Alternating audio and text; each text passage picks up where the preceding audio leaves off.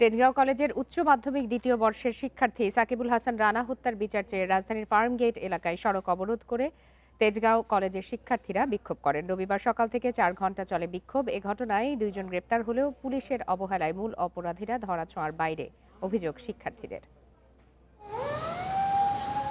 গত বছরের 6 ডিসেম্বর রাতে তেজগাঁও কলেজের ছাত্রাবাসে দুই পক্ষের মধ্যে সংঘর্ষে গুরুতর আহত হন উচ্চ মাধ্যমিক দ্বিতীয় বর্ষের শিক্ষার্থী সাকিবুল হাসান রানা। আহত হওয়ার 4 দিন পর 10 ডিসেম্বর চিকিৎসাধীন অবস্থায় তার মৃত্যু হয়। হত্যা মামলা হলেও বিচারের অগ্রগতি হচ্ছে না অভিযোগে ফার্মগেট মোড়ে সড়ক অবরোধ করে বিক্ষোভে নামে তেজগাঁও কলেজের শিক্ষার্থীরা।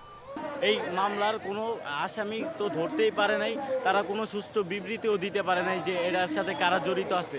কিন্তু আমাদের কাছে প্রুফ আছে যে এই মামলার আসামি কে কে, এই হত্যার সাথে কে কে জড়িত আছে। কয়েকদিন আগে তারেক জি আইছে, ওই জায়গায় সমাবেশ ওনারা লাইভ মানে ছিল, ওনাদেরকে সবাই দেখতেছে, ওনার ছবি তুলে এই করে সব আপলোড করতেছে, কিন্তু ওনাদেরকে প্রশাসন ধরতেছে না। তার মৃত্যু 24 দিন পার হয়ে গেছে, কিন্তু এখনো হচ্ছে যে আসল আসামিদের কিন্তু গ্রেপ্তার করা হয়নি। পুলিশ জানায় এ ঘটনায় এখন পর্যন্ত 2 জনকে গ্রেপ্তার করা হয়েছে। বাকি অভিযুক্তদের গ্রেপ্তারে চলছে তদন্ত। আমরা কিন্তু 2 জন ধরে ফেলেছি, যারা অভিযুক্ত 2 জন ধরে ফেলেছি। মামলা রুজু হয়েছে, মামলার তদন্ত চলতেছে। থানা পুলিশের পাশাপাশি পুলিশের সবচেয়ে কি বলবো যে দক্ষ এবং যোগ্য ডিবি টিম করতেছে।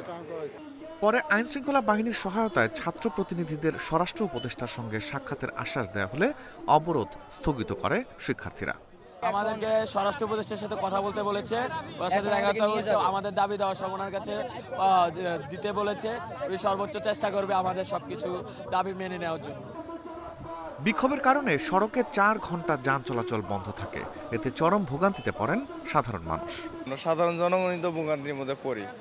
খিলগেট থেকে আসছি, ওখান থেকে গাড়ি ঘুরাই দিছে, পরে হাঁটতে হাঁটতে হাঁটতে এখান বন্ধ আসছি। মহাখালী থেকে কারণ বাজার যাবো, আমি তো যেতে পারছি না, গাড়িতে অর্ধেক রাস্তা নামিয়ে দিয়েছে। এটা তো ভুক্তভোগী, আমরা তো সাধারণ জনগণ। রিফাত শিশির, ইন্ডিপেন্ডেন্ট নিউজ, ঢাকা।